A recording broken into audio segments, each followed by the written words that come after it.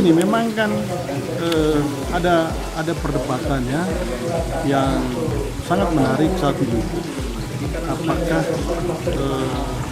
soal kesehatan lebih penting dari ekonomi, atau sebaliknya, apakah ekonomi lebih penting dari kesehatan, gitu. Tapi menurut saya sih kedua hal itu dua-duanya penting. Kesehatan tentu sangat penting, ekonomi juga sangat penting. Nah karena itu pengambil kebijakan itu harus bisa merumuskan pilihan-pilihan yang bisa menjembatani dua kepentingan ini. Kepentingan kesehatan harus tetap diutamakan, lalu kemudian kepentingan ekonomi juga harus diberi ruang untuk mulai bangkit kembali setelah sekian bulan ini stagnan. Dan pilihan dari pemerintah ini kan tidak mudah ya. Pak Jokowi mengatakan new normal, lalu kemudian Pak Anies bilang ini fase transisi, ini soal istilah saja, ini permainan istilah menurut saya, tetapi intinya bahwa dari sebuah situasi di mana kita semua berhenti ya, hampir berhenti total kegiatan ekonomi karena COVID ini, maka kemudian perlahan-lahan kita mesti mulai membiasakan diri agar aktivitas ekonomi ini sudah mulai berjalan, karena kalau ini dibiarkan terus, ini akan muncul persoalan baru, tidak cuma persoalan kesehatan dan persoalan sosial. Ya, efeknya itu macam-macam. Kalau persoalan ekonomi itu tidak segera diatasi, maka akan muncul persoalan yang lain, persoalan sosial ya. Kita tahu bahwa di banyak negara sekarang sudah muncul berbagai aksi, bahkan kerusuhan, terjadi rahasia di mana-mana. Itu adalah ekses dari persoalan ekonomi. Karena itu ini harus segera dipikirkan agar bisa keluar dari persoalan ini. Nah, soal tahapan-tahapannya tentu saja memang ada protokol kesehatan melalui yang dikeluarkan oleh WHO, itu memang harus betul-betul dipatuhi. Yang kedua tentu saja di dalam era new normal ini yang diberi tanggung jawab itu adalah masyarakat. Diberi tanggung jawab untuk menjaga dirinya agar dia itu betul-betul terselamatkan dari ancaman corona ini.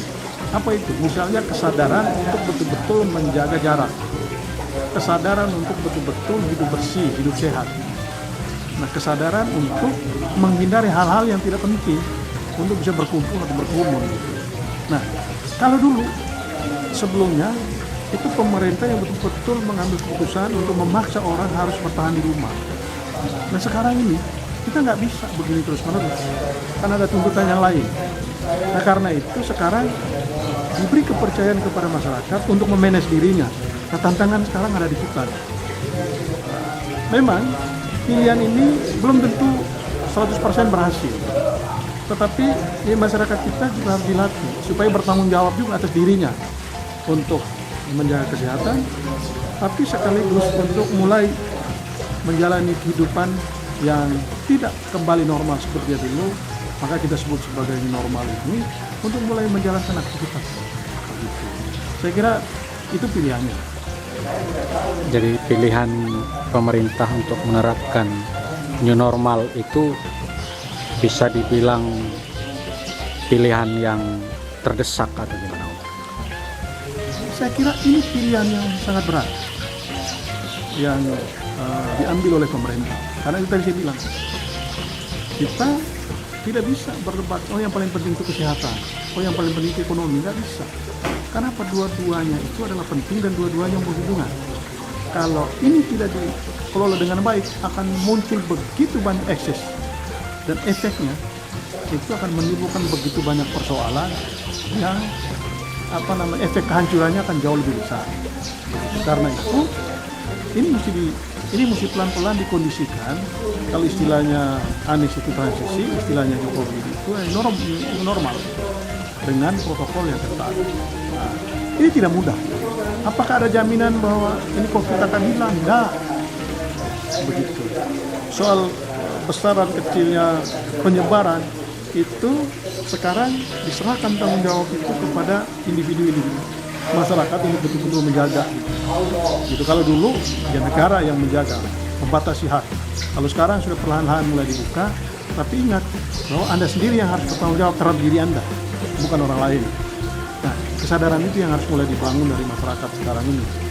Apakah pilihan pemerintah ini 100% benar? Menurut saya ini ada pilihan, minus malu.